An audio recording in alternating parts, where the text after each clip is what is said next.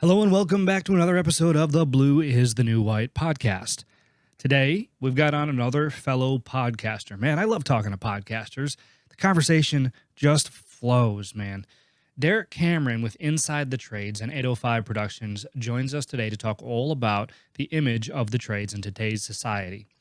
I've had the privilege of being on his show not long ago and had a really great time. He asked some really earnest questions, which I enjoy quite a bit.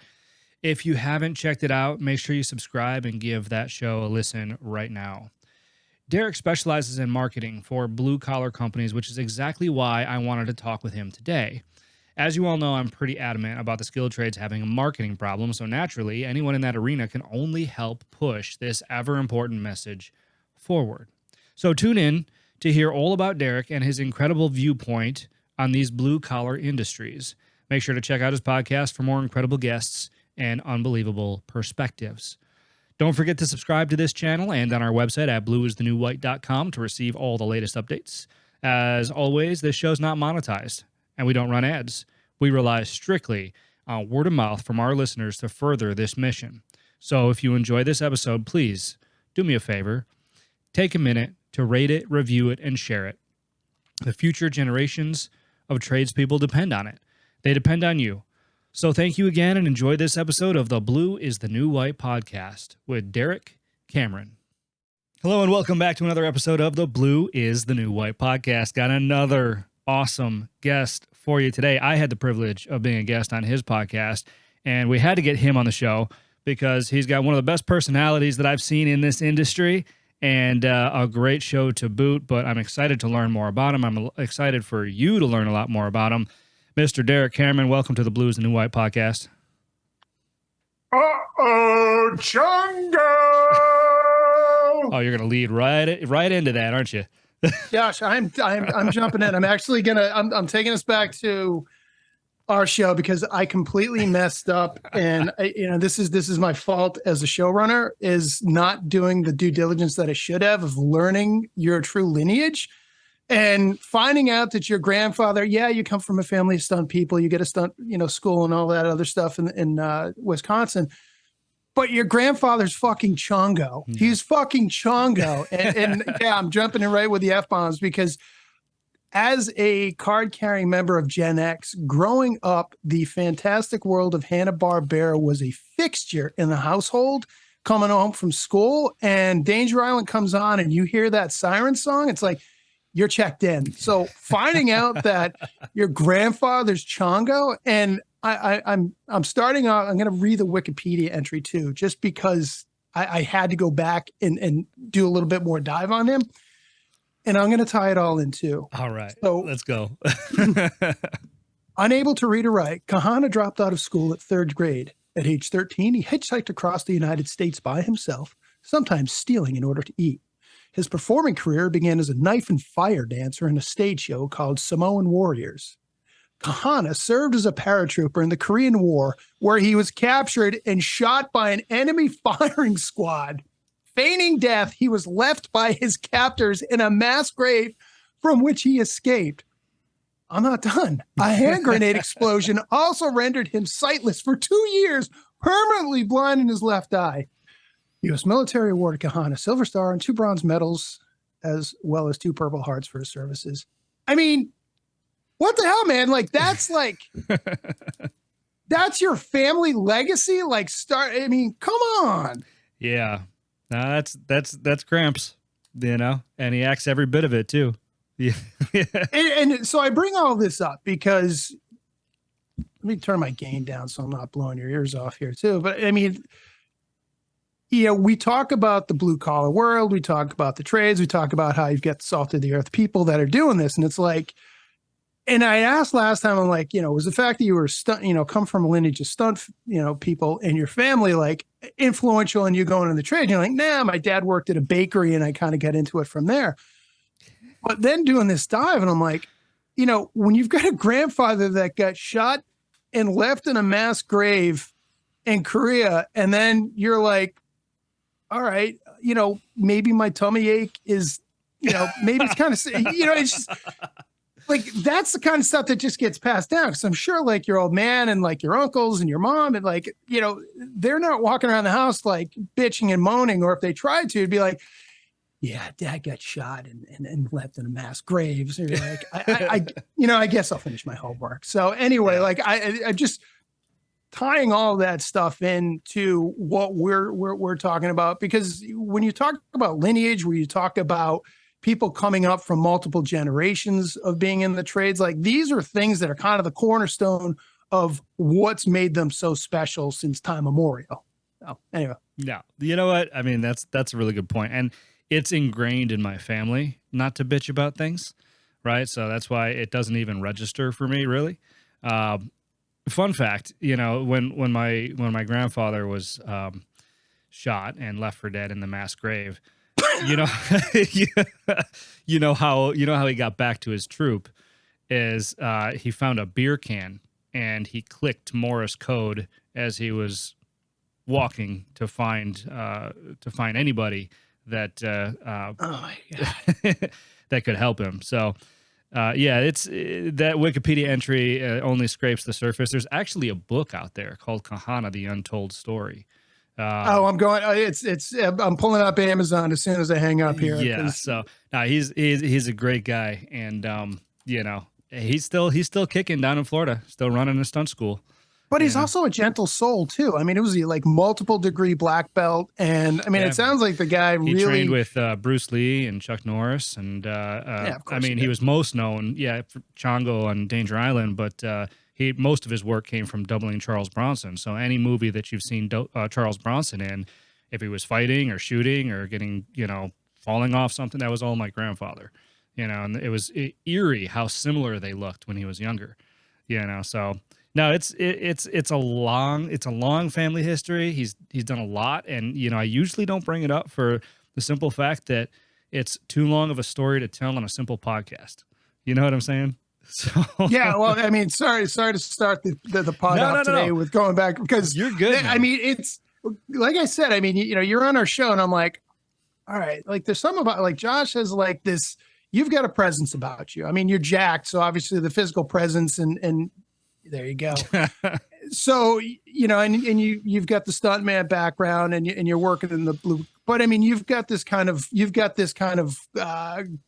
quiet confidence about you, and you've just got this presence to you. So thinking about that and just watching your, I should say, listening to your show and just watching videos and learning more about you, it was like, all right, comes from somewhere. So diving back after you said that you come from a family of stuntmen, I'm like, all right, it's got to be more to it than that. And well, lo and behold, there was. So anyway, sorry, I couldn't leave that. I couldn't, you know, sorry for the digression. I couldn't leave it on the table. No, so it's all good. And you know what? It's funny because I knew you were going to bring that up at some point in the show, but I did not predict it was going to be 0.7 seconds into when I was introducing you. So props to you on that. And I got to say, man, it's an unbelievable segue. I just I appreciate it. And hey, that's why you have me on here. You know, that's it, man. That's it. So let's swing it back to you. All right. Don't hijack my shit. Yeah.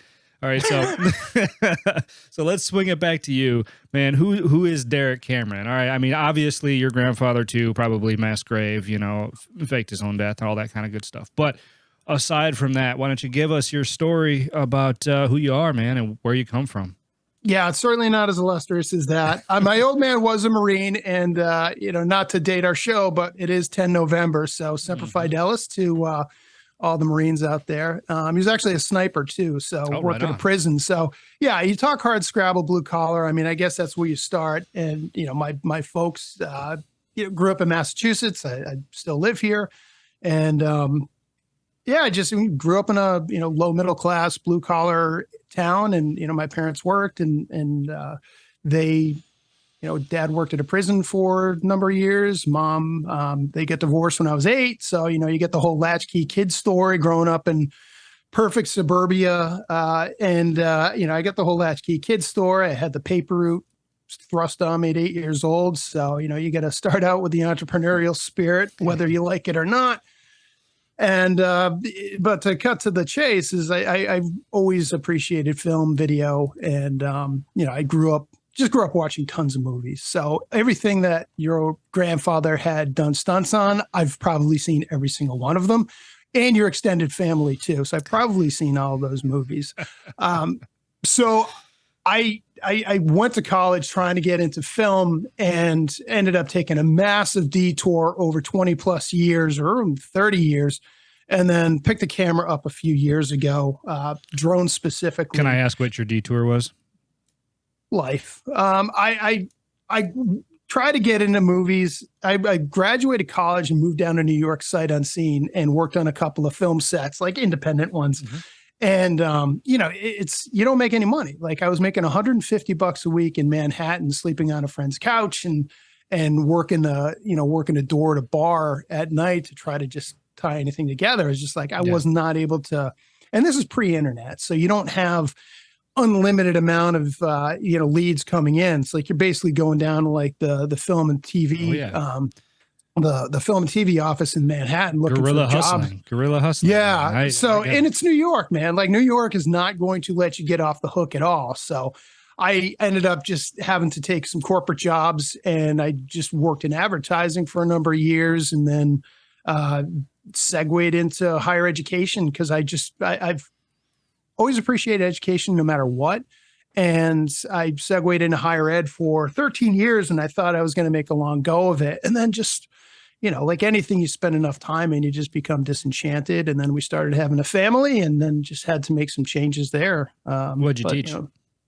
I was in career services. So, we have a show about, careers in the trades, and we were working with students that were looking to, across any and all disciplines. So I was at Boston College and then Northeastern University. So they are, really nice Massachusetts schools, and you get some really intelligent kids that are trying to figure out, what they want to do in their lives. So spent a lot of time talking to employers, but I mean, more, again, tying it into what we're talking about here is talking to a lot of startup and entrepreneurs and founders that were going through, either they're in the process of going through the grind of starting a business, or they are coming out of that and they're in a hiring pattern, and just learning what they were doing and learning what was on their mind. And just through that, just became more fascinated. And I'm also a huge podcast file. So I listen to a bunch of entrepreneur podcasts, and then just really get the bug. And then what are some of your favorite podcasts?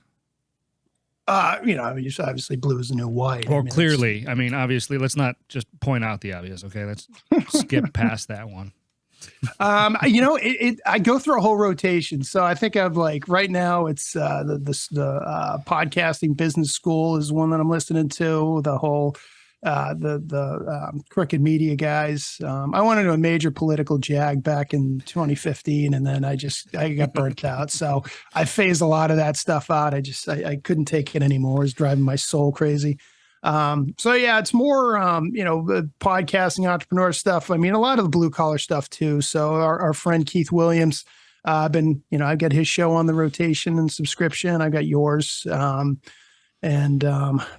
I've got a whole, I can't remember anymore. That's all right. I was just curious. We can keep talking. No, I'll talk podcasts forever, but yeah, I want to keep your viewers, I want to keep your listeners in tune here too. Right on. So, wow, man, you've had a storied journey. So I'm curious though, how did it lead you toward, the skilled trades? I imagine it had to have started somewhere in the higher ed, career services route. Like, you had to have seen some of these careers out there and maybe made some kind of a connection. Yeah, it was. So the entrepreneurial piece is a thing. If you're looking for a through line, that was the thing that stood out the most. So we had our second kid back in 2018, and things with my job in Northeastern it just really wasn't a great situation. It wasn't a good fit, and I was able to negotiate a package out of there. Again, I know it's not the smartest thing in the world to do when you just have a second kid that you're negotiating up. But I mean, that's kind of where the situation was. So as I was looking for opportunities, I had, picked up a drone the year before, and just it kind of popped in my, and I loved it. I mean, I just loved being able to tinker with stuff like that. So I picked it up, and year before. And then when I was looking for new opportunities, I was like, all right, what are some things I can do to just create supplemental income and things like that? So started looking at drone jobs and what you can do with drones. And it's a multi-billion-dollar industry. And I'm like, all right, well, there's money to be had here. And it's a much more creative field that I think speaks to me. So I started going through going through the learning how to become a pilot, bought a couple of cheap drones, crashed them, and then finally upgraded to an expensive DJI one and ended up getting my 107. And then I was like, all right, I'm going to hang my shingle.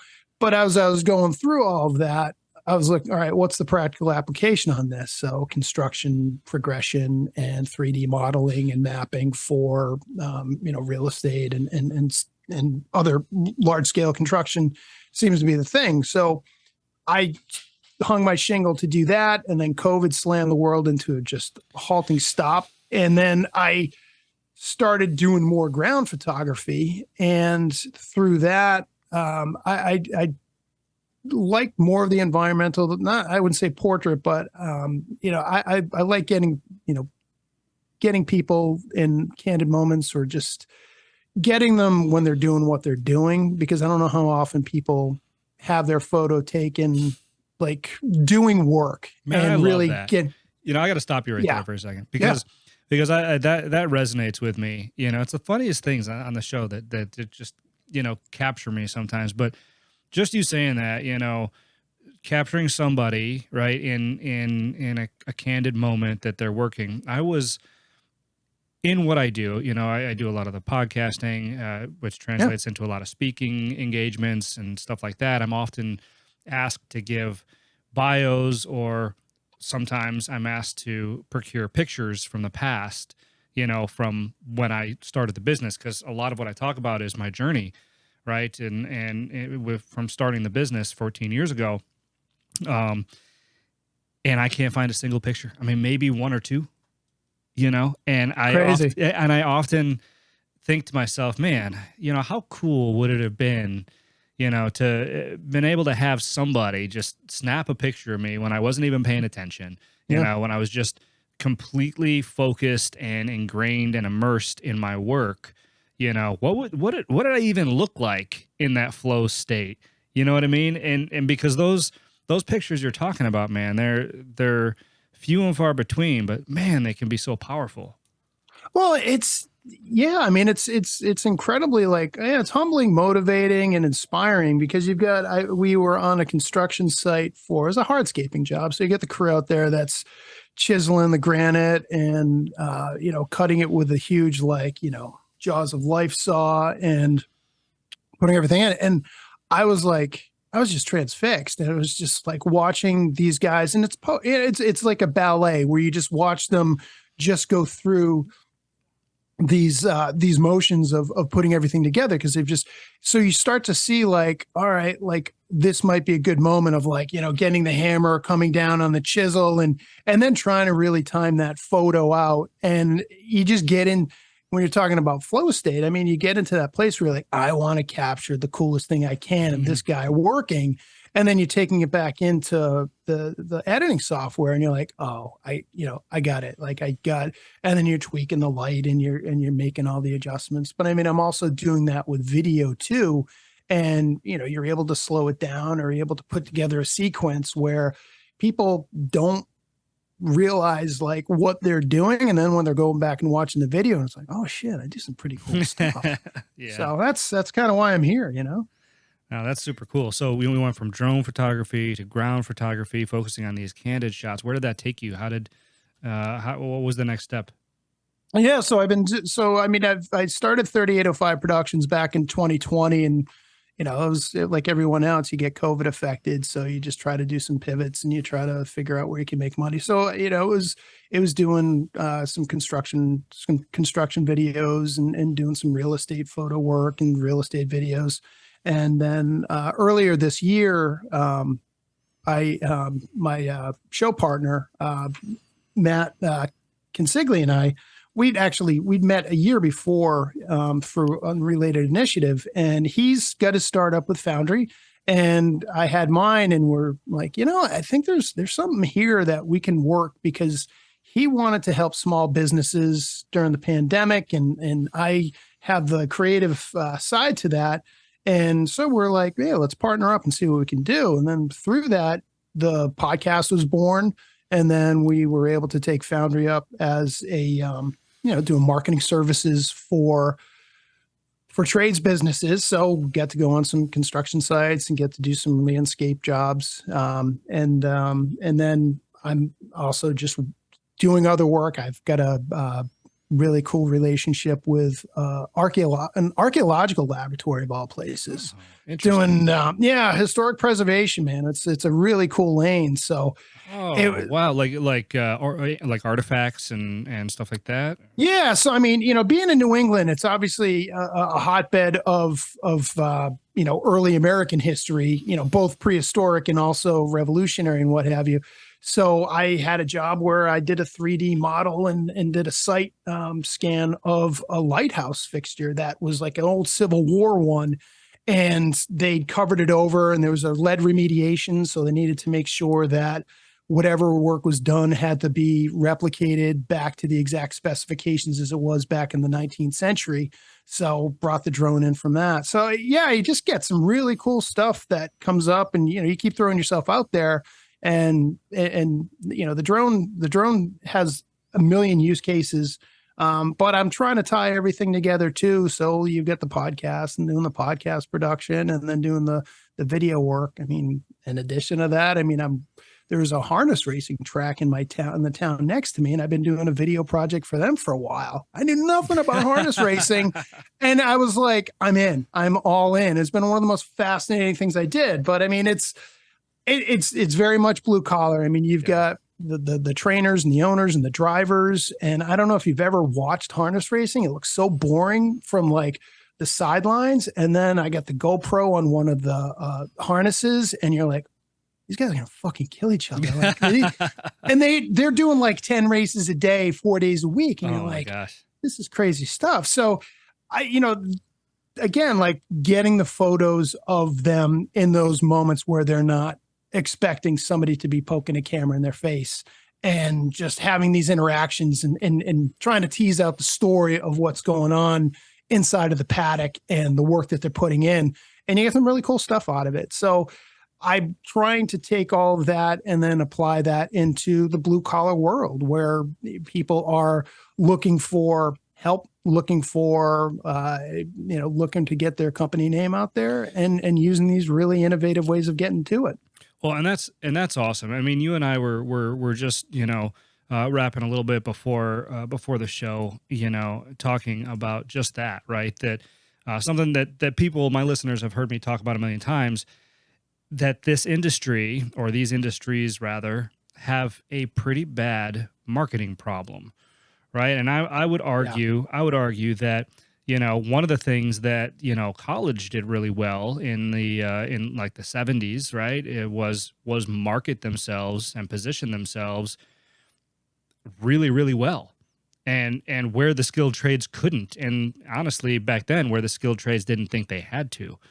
Right. But now here we are in this day and age where our skilled trades industries are growing, faster than we can find people, and everyone's retiring from the business, at a ratio of 5 to 1, because nobody can paint the trades in a good light, at least not anymore. I mean, really. Yeah, it's a total shame, man. Because again, I mean, I'll be on the site watching people work, and I'm like, you guys are doing some really cool shit. And I know that they're probably like, yeah, it's not all it's cracked up to be. And sure, no job ever really is. But when you actually have something to show for it at the end of the day, whether it be a bridge, building, a railroad abutment, or whatever, like that's something that you can walk by, point to, and say, hey, man, I did that. And you've got a whole coalition of people that come together to make that happen. And I, think that that's something that just needs to be celebrated over and over again. And, going back, talking about how the higher ed really did itself a favor by doing a huge marketing push. I mean, you've got the whole Hollywood structure was feeding into that from the 70s all the way through the 80s. I mean, like, think of like the spring break movies and all the shit that you do, where everyone's having nothing but a blast and just partying their asses off. I mean, yeah, that was an easy sell piece for me. mean, I had two brothers that went to UMass Amherst, and I was like, I'm not going to go there. Lo and behold, I'm a 5-year proud, some of the best 5 years of my life. And it was like, it was awesome. It was a much cheaper time in life to be able to do that. You know, I was a shitty student, but I fell for all of it, and I had a great time. But I mean, now when you're talking about the price point of an education, and, you know, I've been in the kitchen, I've seen what it's like from the inside and how poorly some of these institutions or just the industry is preparing students for real life. And you're just like, all right, there's going to be a day of reckoning where there's either going to be, you know, subsidies are going to start to go away, or the price is going to be so astronomically high that people just can't afford to do it. But then you've got, you know, and I, you know, not to keep harping on you, but like, you've got a really cool story in that you've worked your way up from your dad's bakery, you know, repair company, and you're wading through all the fryer grease and shit like that. But you found the lane to understand what that need area was. And you're like, you know what? I'm going to fill that, and I'm going to build something from this. And it's a critical need. And we're talking about what's going on today, where welders are aging out, HVAC guys are aging out, plumbers are aging out. I mean, you've got an entire population of professionals that are all going to be retiring really soon. And there's absolutely nothing backing that up that's going to replace the ranks. So, you know, here we come where you've got your show, and then we created Inside the Trades to try to address some of these issues and build that coalition of like-minded people to get more people, parents more specifically, thinking about, all right, you know, my kids want a life for themselves and they want to be able to make a good go of it. And, you know, what are the options out there? Yeah, college is always the option, and that's always going to be the sexy one. But then when you start talking about, all right, you know, what's it like working with my hands? Like, what do plumbers make, or what, you know, what does an electrician make? And you're like, oh shit, like they're making 6 figures. And to tie it back into my hometown, going back to high school, there's a kid in my bio lab. It was an anatomy lab, and we're doing dissecting frogs and whatever. It's like late spring, it's fucking hot. And like, you know, last thing you want to be doing is dissecting frogs. So my lab partner just reeked of like Marlboros and weed and BO. And it was just like, I was like, this kid's a fucking, you know, just like, and you know, so like, that's the mindset. Yeah. But anyway, fast forward 35 years, he's making almost 200 grand as an electrician in my town.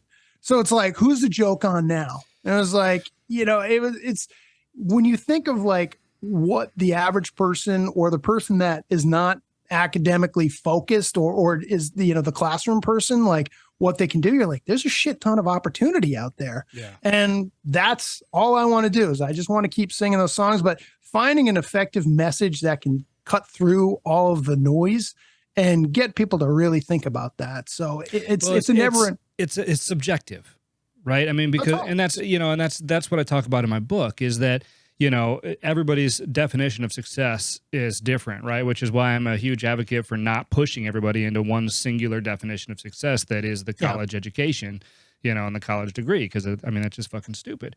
But, you know, if you consider, and this is a perspective, I don't offer a ton on the show, or I haven't at least, but I think it's a perspective that people need to know. Like, you look at my background, you know, and where I come from as a stunt person, right?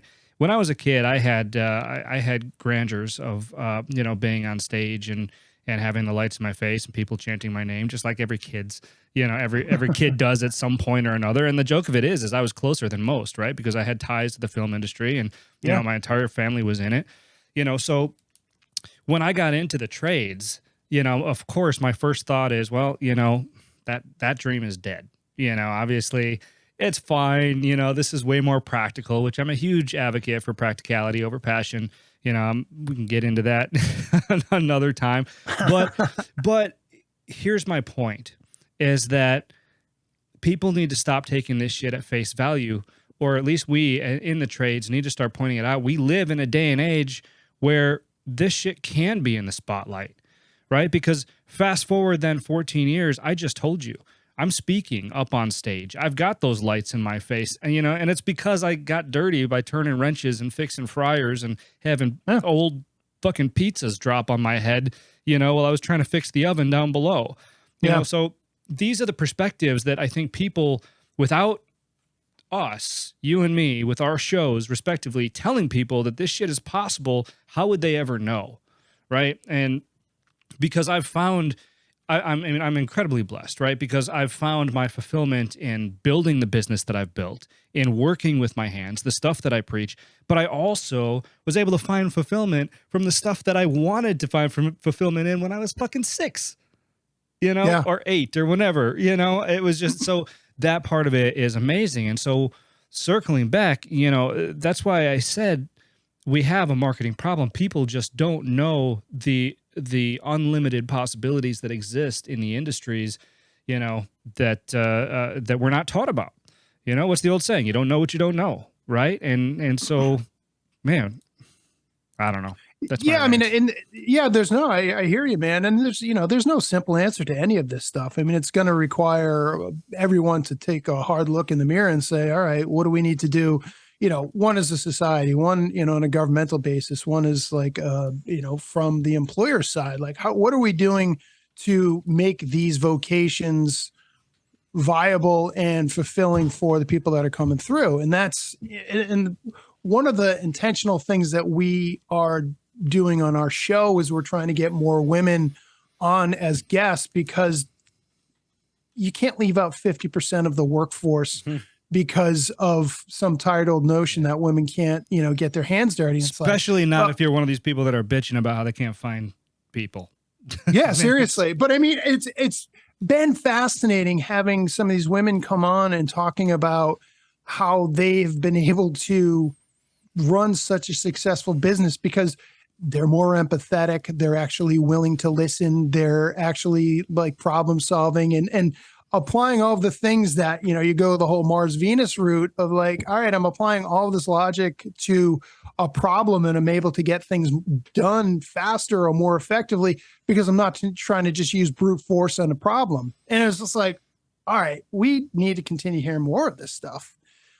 So, the working with more women is something that we're definitely very intentional about. And also like, going back to the whole Gen X thing where I was raised. I mean, I grew up with a baseball bunch and, listeners are probably, who the fuck is this guy?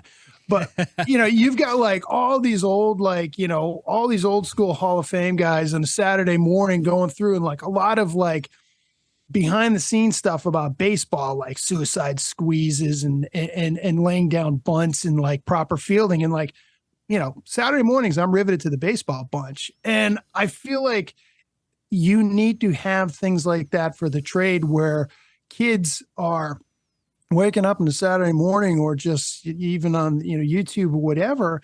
And they have examples of these people that are doing really cool stuff and they're getting to see behind the scenes and understanding like what goes into all that. I mean, you can go down Instagram and TikTok rabbit holes and see all that stuff. And I think that's actually gonna do the industry a favor. Mm-hmm. And that's something that I'm trying to incorporate in what I'm doing. But I mean, I think you need to have a lot more dedicated attention to the production of this stuff. So, I mean, things like HGTV, I mean, I think it's done the world a ton of favors. I mean, maybe not realtors where you've got like, flip or flop or just, right. People way inflated expectations, but you've got people that are actually doing the work and you're getting to see like the really cool stuff behind that. And I think that's something that just needs to be like reinforced and hammered like constantly. Yeah, no, I agree. And just to be able to put it in front of people. So I've got a question for you. I'm going to make you think a little bit. Let's just say that that this whole thing, that the future of the trades was in your hands, right? And you had an unlimited budget. How would you position the trades to garner the most attention? Money was not an option. All the money in the world. I mean, I think you need to have, I mean, I don't know how many Hollywood level productions you're going to have of, you're not going to have a Marvel production of somebody building a house or like, some civil engineering project. I think, from a policy or governmental perspective, I think, all right, start throwing a shit ton of money instead of a lot of the subsidies that get thrown at higher ed. It's like, all right, how do we incentivize more people to work with their hands? And I know that's happening to a degree, but I think it needs to happen at scale. And I think it needs to really be reinforced to be like, all right, there's serious financial incentive. Yeah. And we're going to incentivize you by making things like exponentially cheaper to do that.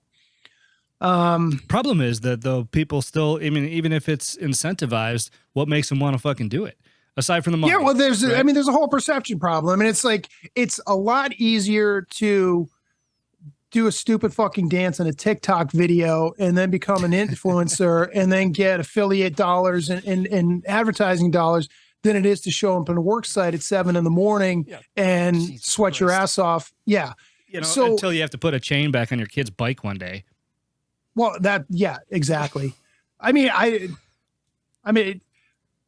you threw me on the spot. Now I'm going to be like, sorry, next time I come on in like 6 months, I'll have the answer for you. So like, Josh, I know what it is, man. That's all right, man. I mean, I'm looking at it right now from just a way of like, all right, what is the most influential thing? It's probably, it's media and it's social media.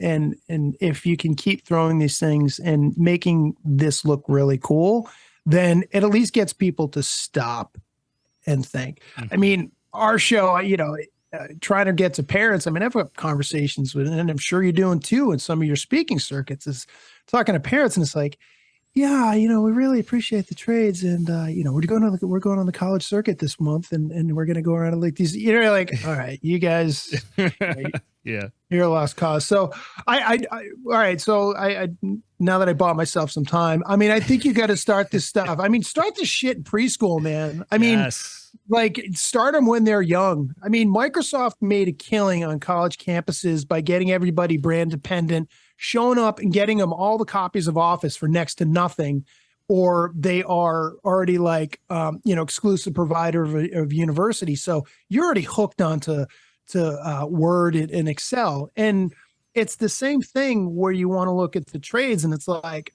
4th grade, 3rd grade, like I don't think there's an age that's young enough to start people thinking about that. And just to kind of put my money where my mouth is, we had on Stephanie Thatcher from Domini Home Design. And she's a architect, and she was part of She Built This House children's book. So there's a team of women in Utah that got together. It was like the Professional Women Builders Association of Utah. They came out and built a house, and it was an entirely women-run project. And not only that, but somebody made a children's book out of that talked about that. So she was coming on the show, and I was part of pandering, but I'm like, you know what? I'm going to do an experiment. I've got 2 little girls, and I got the book. We read it like every night for weeks. And I was like, I'm like, oh, this is a woman. She was on our show. And she's like, is that the woman that was on your show? And it's just like, it's shit like that where you're just, little dribs and drabs, where you're just making these things more attainable for people at an earlier age where they're just thinking about this stuff. So if you want to really have an impact, get them while they're young and start putting these seeds, whether it be you're working on your car, and I'm not a handy guy by any stretch, but I mean, there's like a house project to do, like, there's only so much patience you have with little kids doing this stuff. But I mean, it's like, you still want to invite them into the conversation, still want to invite them into what you're doing, and just getting them appreciating what that is and working with their hands, whether they become a welder or an HVAC tech, I mean, who knows? But hell, if they can change the oil in their car 25 years down the road, or God forbid, drive a stick, man, I mean, hey, job well done. Yeah, man, I hear you. My first car was a stick by design. I love that shit. Oh, I love stick. Unless you're sitting in traffic or a hill. Yeah, you know what? Even so, man, I don't mind it. I feel like I'm actually driving when I'm driving a stick. But but you know what? You're right. And listen, I asked that question not because I expect a slam dunk answer out of everybody or anybody for that matter. Because listen, if it was an easy question to answer, we probably wouldn't be in this fucking problem. Right? But, that's true. But, the more people that we can have thinking about that specific question, the more people are apt to do something about it. You know what I'm saying? And whether they talk about it or whether they push something forward or whether they talk to somebody or whether they have an idea, whatever it may be, That's the collective mindset I think that we all need to adopt in order to push these industries forward into the future. So I really love that idea, by the way, starting early. I think that's really, really great. There's a young lady that I've had on my show a couple of times. Her name is Paige Miller. And Plumber Page, yeah. And Paige Knowles, yeah. Paige Knowles. I'm sorry, Paige Miller. God, Jesus. If she's listening, I'm sorry. But yeah, Paige Knowles. But I've got her book, right? How to Change a Shower Head. And I have that one too. My I bought that one daughters love it. Yes. Absolutely love it. And then once they realized that Paige in the book was a real person, they lost their shit. They lost their mind. They were like, "Oh my gosh, are you serious?" And I'm like, "This is it. Like, this is, girls like her. I mean, that she could be so influential in the shift of the pendulum, just by little stuff like that." So, that's what people need to keep in mind. You know what I mean? And really, we need more of. We need more. Amen, man. I mean, as you were saying that, there was, I can't remember her name either, but there was a teenagers high school girls down in Florida, and she started off rebuilding like carburetors for vintage cars. And I don't know if her dad had done like car restorations, but she just kind of picked it up for him. But she started this cottage industry of doing like vintage car, like carburetor restoration. It's like a male business now. So somebody was like, I got like a, 84, like a 75 Gremlin or whatever, and she'll rebuild it for them. But she's got her friends doing it too. And they've got this whole little thing going on. And I'm like, if you shine a spotlight on that and run their own show and get them up on screen doing this shit and talking about it and showing how cool that is, I mean, that warms my heart more than 5,000 stupid fucking TikTok dances. Yeah, dude, I'm right there with you. So listen, we're gonna move to close here, and I've got one more question for you. But before I do, is there anything else that you wanted to touch on? No, I mean, we covered a lot of ground, and we had you on our show too, so I think we were able to cover a lot on that. Yeah, and we'll have you back again. This isn't goodbye forever. Oh my God. Thank goodness. Oh gosh.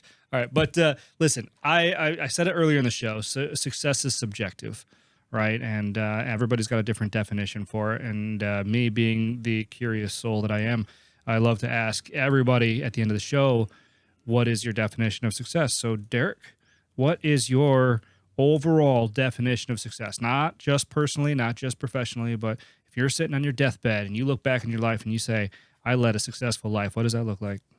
I think having an influence or touching, having an impact and touching people in the right way, that makes them feel like they're part of the bigger whole and makes them feel welcome, and that your time on earth has made somebody's life better in whatever capacity that is.